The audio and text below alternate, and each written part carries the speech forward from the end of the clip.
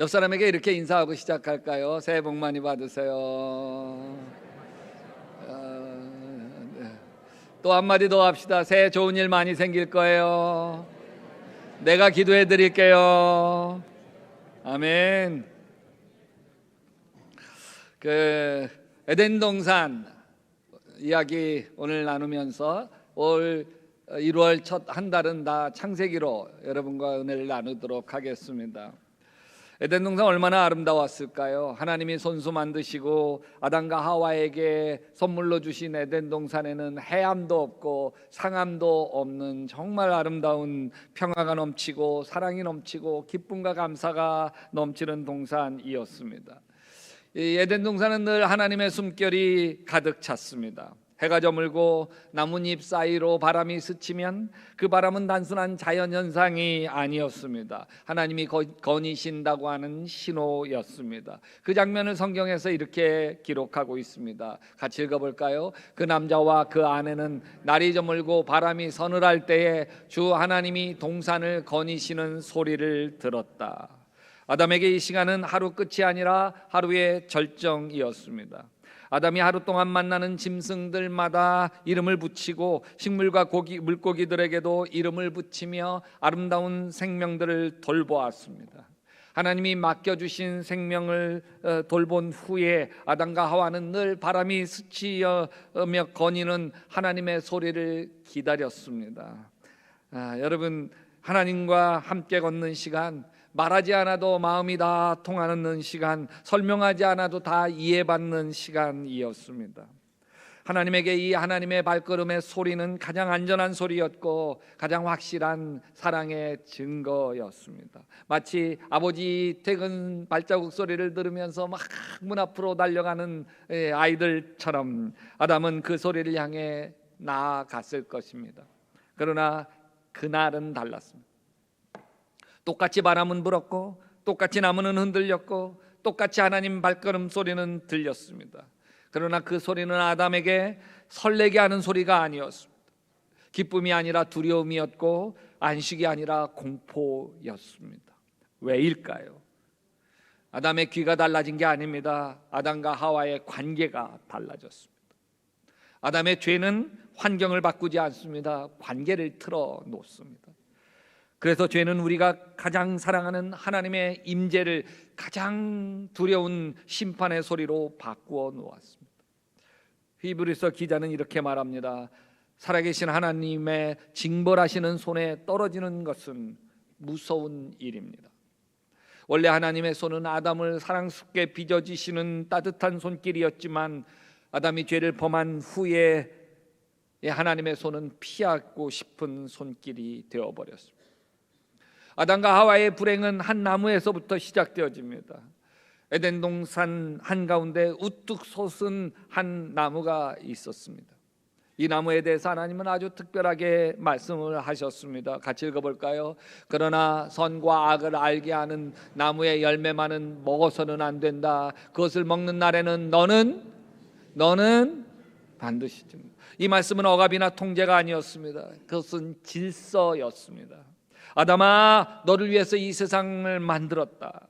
네가 왕처럼 이 모든 걸 다 다스려라. 그러나 너에게 왕은 하나님이다. 나. 이 세상의 진정한 왕은 나 하나님이다. 이 증표가 선악과 나무다. 에덴 동산은 아담의 것이었고 생명은 풍성했고 하나님과의 관계는 아무런 결핍이 없었습니다. 그런데 뱀이 다가옵니다.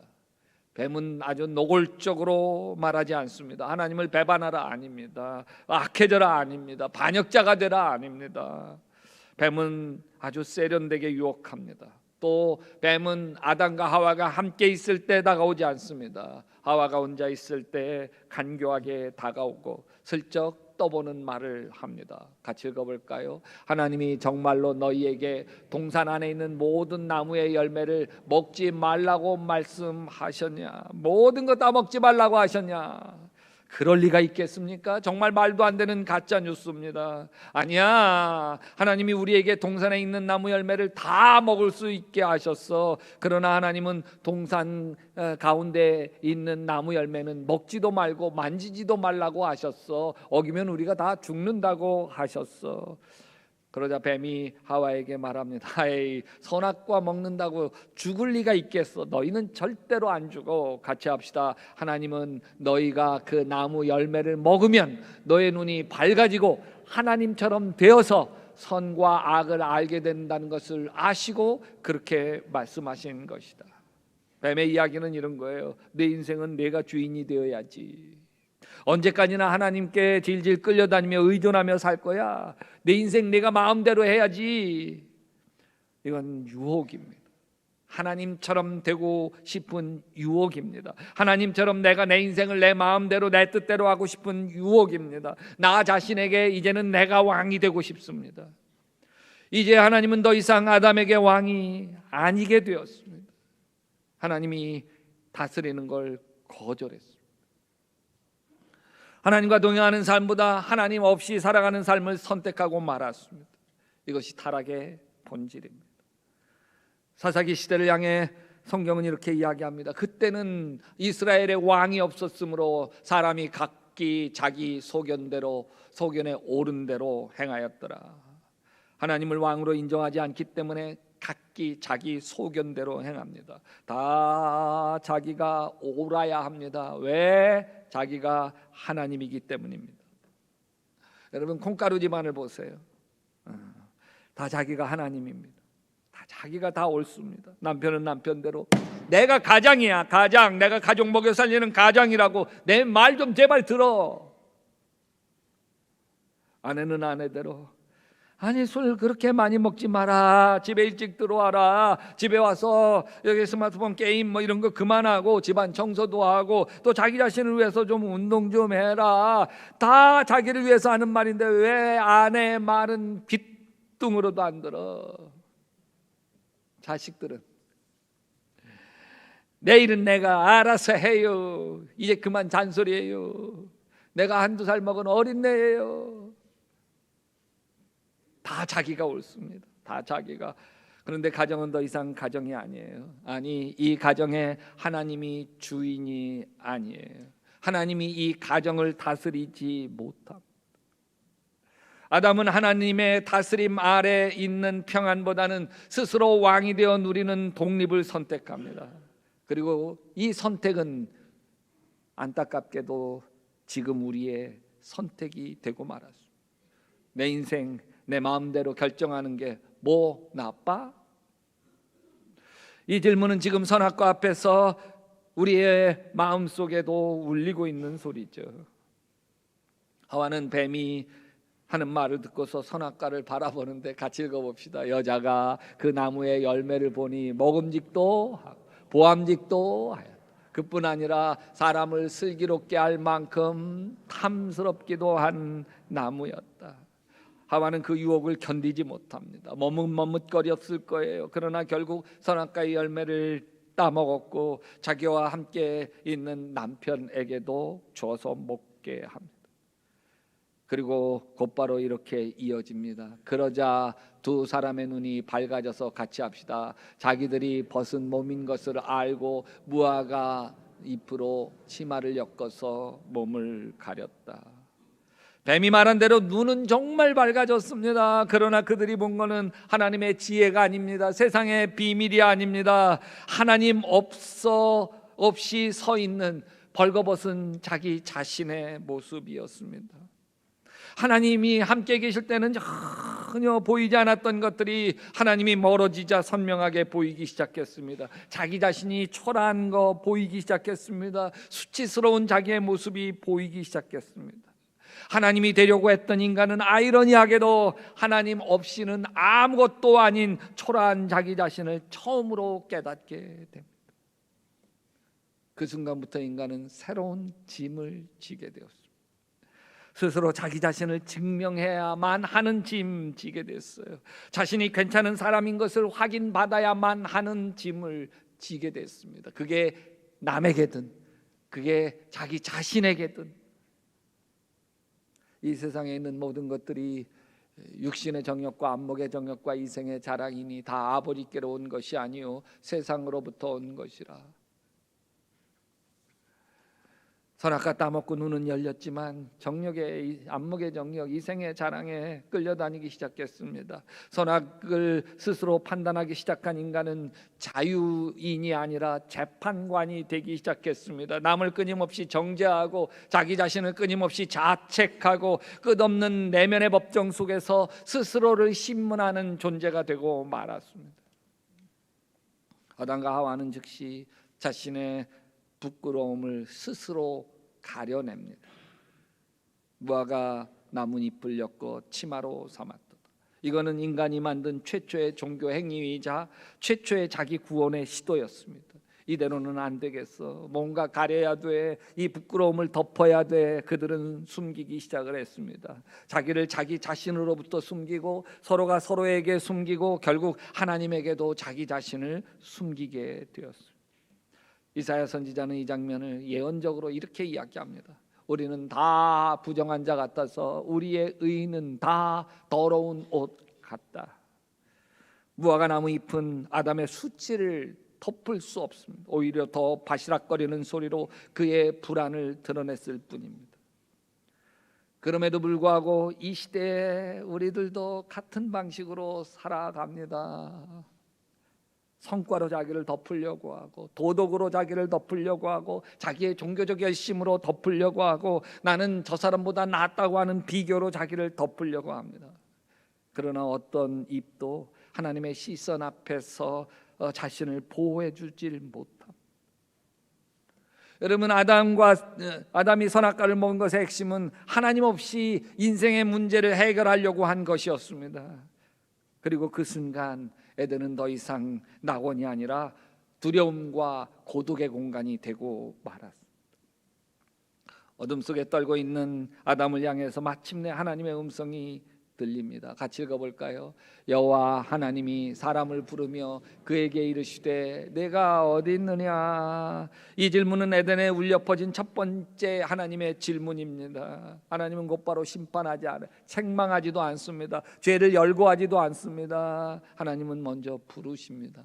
아담아, 아담아. 이름을 부르시는 하나님 음성 앞에서 아담은 숨죽였을 거예요. 나무 뒤에 웅크린 채 하나님 발자국 소리가 가까워지면 가까워질수록 마음속에 수많은 생각이 스쳐갔을 거예요. 이제 끝이구나. 다 들켰다. 이 얼굴로 어떻게? 그러나 하나님은 묻습니다. 아담아, 내가 어디 있느냐? 아담이 어디 있는지 몰라서 묻는 게 아닙니다. 아담아, 지금 내가 있는 자리가 내가 있어야 할 자리냐? 이 질문 앞에서 아담은 바로 나오지 못합니다. 겨우 이렇게 이야기해요. 시작. 하나님께서 동산을 거니시는 소리를 제가 들었습니다. 저는 벗은 몸인 것이 두려워서 숨었습니다.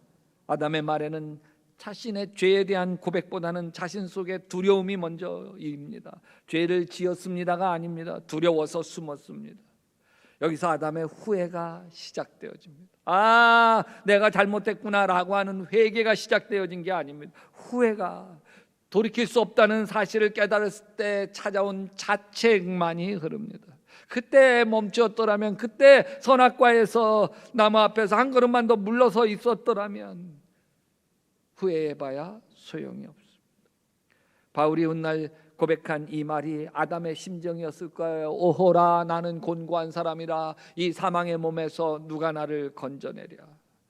하나님 없이 자기 자신이 자기에게 하나님 되어버린 대가는 뼈아픈 수치와 자기 자신에 대한 절망이었습니다.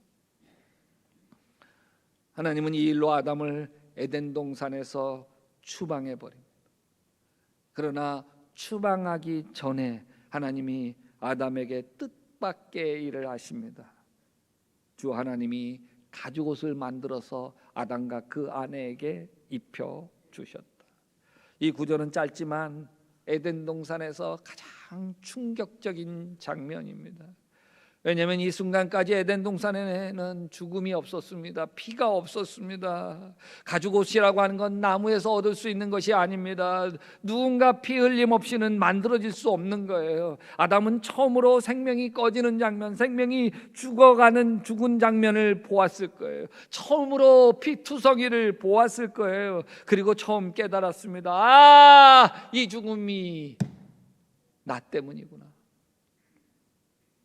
아담이 겪은 무화과 나무 잎은 햇볕에 말라 비틀어졌지만 하나님이 지어주신 가죽옷은 그의 수치를 온전히 덮어 주었습니다. 그것을 입으며 아담이 비로소 알았겠죠. 나는 하나님을 밀어냈지만 하나님은 나를 포기하지 않으시는구나. 성경은 이렇게 얘기해요. 피 흘림이 없은즉 사함이 없느니라. 여러분, 가죽옷은 즉흥적인 조치가 아니죠. 이건 하나님의 구원의 역사의 시작입니다. 수천 년 뒤에 하나님은 다시 한번 인간의 수치를 온전히 덮기 위하여 누군가 피 흘리게 만드시는데 그건 짐승의 피가 아니라 누구 피? 하나님의 아들의 피. 같이 읽어봅시다. 하나님께서는 죄를 모르는 분에게 우리 대신으로 죄를 씌우셨습니다. 그것은 우리가 그리스도 안에서 하나님의 의가 되게 하려는 것입니다. 하나님의 자녀가 되는 것입니다. 여러분, 우리도 매일 선악과 앞에 섭니다. 기도하기보다 먼저 계산하려고 할 때, 말씀보다 내 경험을 먼저 앞세우려고 할 때, 예수님 어떻게 할까요? 묻기보다 그냥 내 습관, 내 경험 따라 하기 시작할 때 우리는 에덴 동산 선악과 나무 앞에 서 있게 됩니다. 올해에도 2026년에도 수없는 선택을 우리가 해야 되죠. 가정에서 선택해야 돼, 직장에서 선택해야 돼요, 관계 안에서 선택해야 돼, 교회 안에서 선택해야 해요. 그때마다 우리는 선악과 앞에 서 있는 거예요. 선악과는 우리에게 이렇게 얘기해. 내 인생의 주인은 너야. 너 내가 하고 싶은 대로 해. 눈치 볼 거 뭐 있어? 그리고 그 선택의 끝에서 우리는 너무도 익숙한 결과를 마주치게 됩니다. 불안합니다. 다른 사람과 자꾸 비교하게 됩니다. 후회하게 됩니다. 수치심이입니다. 화가 납니다. 그리고 어떤 때는 숨고 싶어집니다. 사람을 피하고 하나님을 피하고 자기 자신조차도, 아니 신앙조차도 피하고 싶습니다. 왜요? 바보 같으니까. 여러분, 내가 나 자신의 하나님이 되는 것은 예수 안 믿는 사람에게만 생기는 현상이 아닙니다. 예수 그리스도를 마음에 영접하고 하나님의 자녀로 살아가는 우리에게도 나타나는 현상입니다. 내 마음의 운전석, 그곳에 내 자아, 내 옛사람이 앉아 있을 때 내가 하나님 되어 있는 것입니다. 내 안에 계신 예수님은 그냥 조수석에 앉아 있어요. 예수님 가만히 계시라니까요. 그만둬요. 내가 왜? 예수님 안 돼요. 이걸 육신적 그리스도인이라고 이야기합니다. 여러분, 하나님은 동산을 거니십니다. 오늘도 우리 인생의 에덴 동산에 하나님의 바람이 붑니다. 여전히 같은 질문을 하시죠. 내가 어디 있느냐? 이 질문은 또 너 왜 그랬어? 추궁이 아닙니다. 너 언제까지 숨을 거야? 정죄도 아닙니다. 이 질문은 너 거기 아직도 거기 있느냐? 거기가 내가 머물 자리냐? 아직도 너의 옛사람이 너의 주인이더냐? 너의 혈기, 너의 상처, 너의 열등감, 미움과 원망이 아직도 너의 주인이더냐? 주님께서는 우리 스스로를 우리가 가린 무화과 나뭇잎을 벗어주시고 예수 그리스도 십자가의 피로 만든 가죽옷을 우리에게 입혀주십니다. 새해의 결단은 거창할 필요가 없습니다. 제가 다 그러면 아멘 그러셔야 돼요. 하나님, 이제 나에게 내가 하나님이 아닙니다. 나에게 내가 왕이 아닙니다. 내 마음대로 내 배우자를 휘두르고 내 자녀를 휘두르고 내가 하나님이 되었던 나를 회개합니다. 오직 나의 주 나의 하나님만이 나의 하나님이십니다. 하나님만이 나의 왕이십니다. 오직 주님 나를 다스려 주시옵소서. 그 무한한 사랑 그 자체이신 하나님이 나를 지배하여 주시고 아멘, 정복하여 주시고 아멘, 다스려 주시고 아멘, 인도하여 주셔서 후회 없는 인생과 삶을 2026년도 걸어가게 도와 주시옵소서. 믿음대로 될지어다.